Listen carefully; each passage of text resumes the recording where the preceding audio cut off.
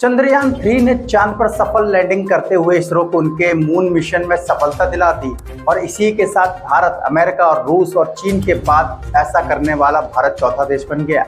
लेकिन फिलहाल कुछ समय के लिए लैंडर और रोवर स्लीप मोड पर था, जिसके बाद इन्हें पुनः जीवित करने की उम्मीद की जा रही थी। इसरो के निदेशक और वैज्ञानिक ने इस संबंध में बात की है।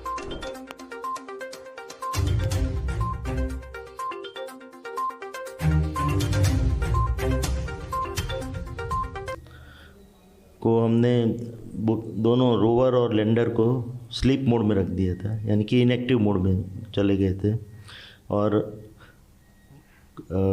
कल जबकि 20 सितंबर को शाम से वहाँ से सूर्योदय होना शुरू हो गया है चंद्र पे, तो अभी धीरे धीरे सोलर पैनल वो चार्ज हो जाएंगे जो रोवर और लैंडर पे है।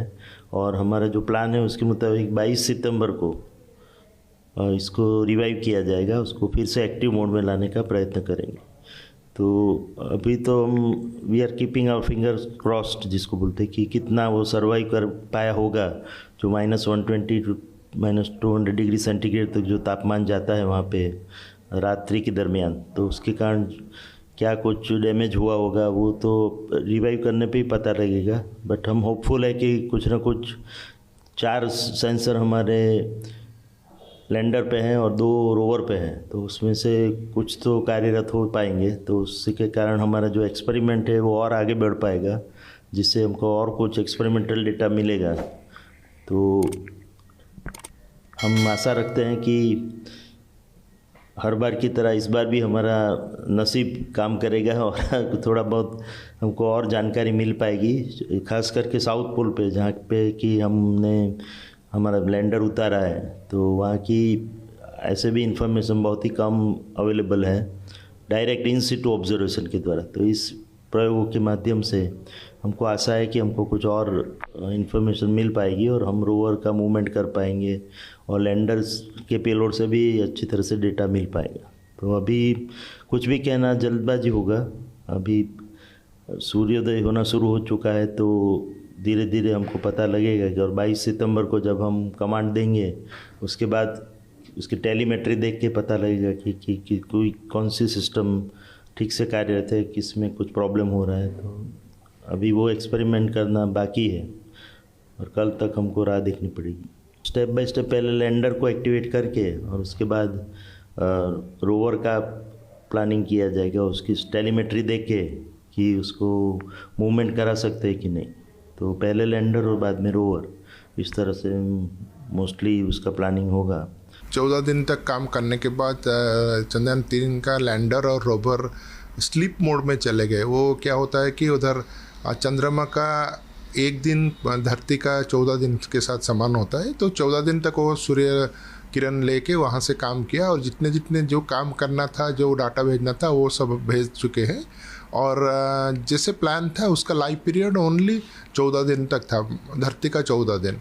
तो अभी जो 14 दिन नेक्स्ट आया उस टाइम में पूरा अंधेरा है, वहाँ पे तापमात्रा 0 से 250 डिग्री कम होगा। इतना ठंडे में कुछ काम करना, कुछ कंपोनेंट्स का क्वेश्चन मार्क है।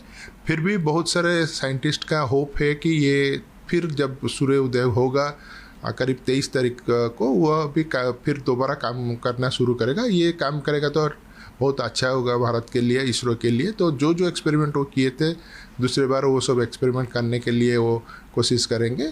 और जब सोने से पहले, मतलब ठीक 14 दिन के पहले, और एक अच्छा एक्सपेरिमेंट भी किए थे इसरो साइंटिस्ट ने, जिसमें हॉपिंग एक्सपेरिमेंट बोलते हैं। उसमें वो लैंडर को 40 सेंटीमीटर ऊपर उठा के पास को 40 सेंटीमीटर लिए थे। वो एक भी बहुत अनोखा एक्सपेरिमेंट था जो भी सक्सेसफुली हमने कंडक्ट कर दिया।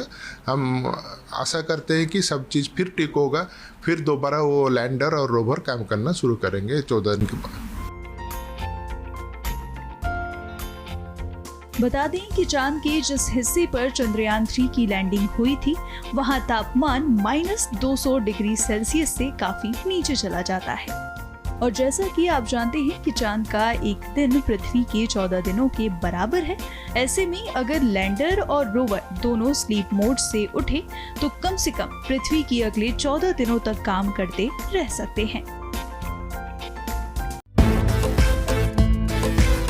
मैया अपने बच्चों को हौसला नहीं देती, पंख देती है ताकि वो ऊंची उड़ान भर सके, अनंत आकाश में ऊंची उड़ान। अभी तो नापी है बस मुट्ठी भर जमीन, अभी तो सारा आसमान बाकी है। मामा ने दिए हैं पंख, छूना है स्काई। सीख भी कमाओ भी साथ साथ, साथ साथ मामा जी और युवा साथ साथ।